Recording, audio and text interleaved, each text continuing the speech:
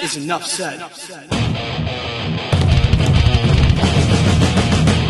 Happy Taco Tuesday, Heat Nation. Your boy Ernest here, back with another Miami Heat Talk video. Let's share the love and positivity, guys. Smash the like button. Don't forget to subscribe.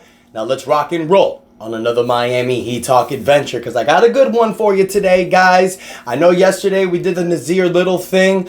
We're still waiting to see what comes up from that, but something else I want to talk to y'all about, because yesterday Duncan Robinson with the Miami Heat did an interview with the Sun Sentinel and the Miami Herald, and he mentioned a few things, but one of the things and one of the main topics that he mentioned is that he is fully healed with the back injury that he suffered last season. The injury that basically took him out of the playoffs against the Boston Celtics, rendering our offense.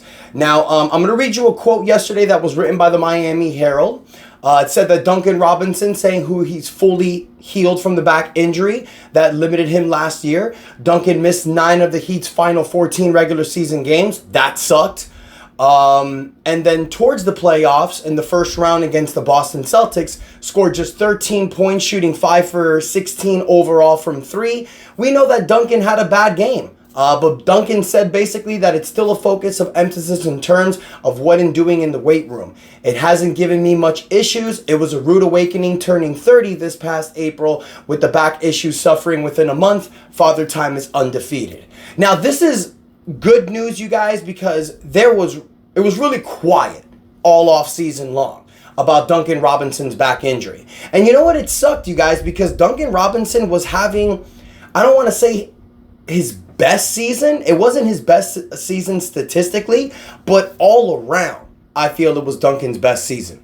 He played 68 games, started 36 of those, averaged 28 minutes a game. He averaged 13 points a game, 2.5 rebounds, 3 assists a game, a career high. He shot 40% from the three-point line, bringing his average back to 40% since the 2021 season. After he got that contract, before he got that contract, you saw Duncan add different elements into his game. You know, the ball handling, the passing, the finding the right players on the court. He's not really a one-trick pony anymore, you guys. Duncan Robinson is somebody who's showing that he can play, and not only play at just like a role player level, but at times win you games.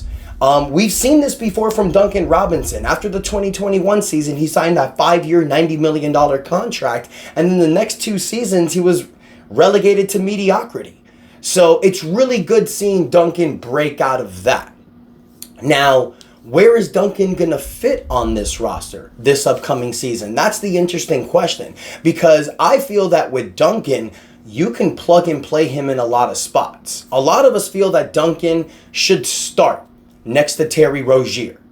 And I think that's probably the best backcourt that we can throw out there. Not talent-wise, your best players in the backcourt that you have is Tyler Hero and Terry Rozier.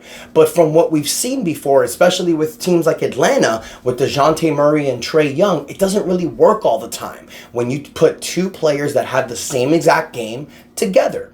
So I personally feel that having either Tyler Hero or Terry Rozier come off the bench, starting next to Duncan Robinson, is the way to go. Preferably, I think Terry Rozier should start. He's the player that's actually a point guard, in my opinion. He can have a great pick and roll game with Bam Adebayo, but also, you guys, with Duncan Robinson out there, this will allow Terry Rozier to play his game offensively, because Duncan doesn't need the ball in his hands. Duncan is the guy that's like Ray Allen and Richard Hamilton. He's running around the court, finding his spots, getting certain picks. You're going to allow Jimmy Butler and Bam Adebayo to play their game, and it's depending who you're starting in the front court. Is it Khalil Ware at the center, which I think is the most optimum lineup, best lineup that we have?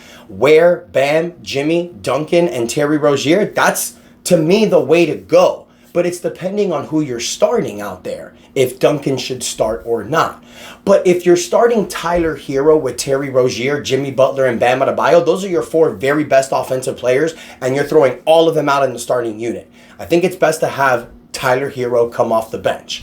But let's get back to Duncan Robinson, because even if you have Duncan Robinson coming off the bench, it still works. You have an elite shooter who can average 40% from the three-point line who's coming off your bench. It's not a bad player to have. But something else about Duncan Robinson, and that he did speak about in the interview with Sun Sentinel, is a possibility of a trade. And why am I mentioning this, you guys? And look, I'll be honest with y'all. I don't want to trade Duncan Robinson. He's evolving his game. But at the end of the day, he just turned 30. He suffered a pretty bad back injury. And he has a sweetie of a contract coming up. Yes, he did sign a 5-year, $90 million contract. He's coming into year 4 of that contract. And guys, this is the final year where that contract is fully guaranteed. Because next year, his 5th year, the contract becomes partially guaranteed. He's making almost $20 million next year, but only $9.7 million is fully guaranteed. And in today's NBA, with the first and second apron tax line, where teams are trying to trim salary and cut fat, that becomes a tradable contract. And why am I mentioning this, you guys? Because the Miami Heat are still players. They're $1 million under the second apron line. They can still make trades throughout the season as long as they're not taking back more money than they're giving in. So if you come into a situation where it's December, January, and you can make a potential trade that can help you win, a guy like Duncan Robinson's contract becomes beneficial. Because a lot of teams will look at this contract and think, yeah, we have to pay him this year, but next year we can get almost $10 million off our books if we waive him. And that'll bring us under an apron line. So this is the stuff that teams think about when they're making trades. But if you ask me, you guys, it's all depending on how the Miami Heat are doing this year. If the Heat are rocking and rolling, top 4 seed, Jimmy's motivated, playing games, Bam is leading this team, it's working with Terry and Tyler, then there's no reason to trade a guy like Duncan Robinson, especially if he's having a good season. He brings something that you need. Elite scoring, and one of the best three-point shooters in the NBA. And the fact that he's evolved his game and he can do other stuff out there by taking it to the rim and distributing to other players, that's somebody you want on your team. So Heat Nation, I want to hear from you. What do you think about Duncan Robinson coming back? Oh, and you know what? Let's talk about what Duncan said about the possible trade. And I quote, "When something happens, it happens," Duncan said of a potential next wave of trade speculation. But until then, it hasn't happened.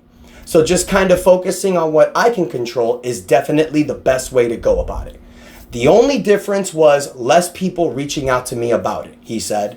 With this, the final fully guaranteed of the 5-year, $90 million contract, nothing really changes as far as I'm concerned. For me, off seasons are always about trying to make improvements and get better. So that's always where the focus is, and coming back a better, more complete player. And that's something that we saw last year. So how is Duncan going to upgrade this season? What are elements that he's going to bring to his game? Heat Nation, let me know in the comments. Do you think that Duncan Robinson is going to be a trade piece this season? Or do you think he's going to be somebody that actually helps us get to the next stage? Do you think this Miami Heat team can contend for a championship? Or are we doomed to mediocrity? Let me know in the comments what you think, guys. Don't forget to like the video. Do not forget to subscribe to the channel. We're pushing to 5,000 subscribers. If y'all get me to 5,000 subscribers before the regular season starts, I'll do a $50 giveaway for you guys. Thank y'all so much for the love and support. Until next time, your boy Ernest out. And that is enough said. Yeah, buddy.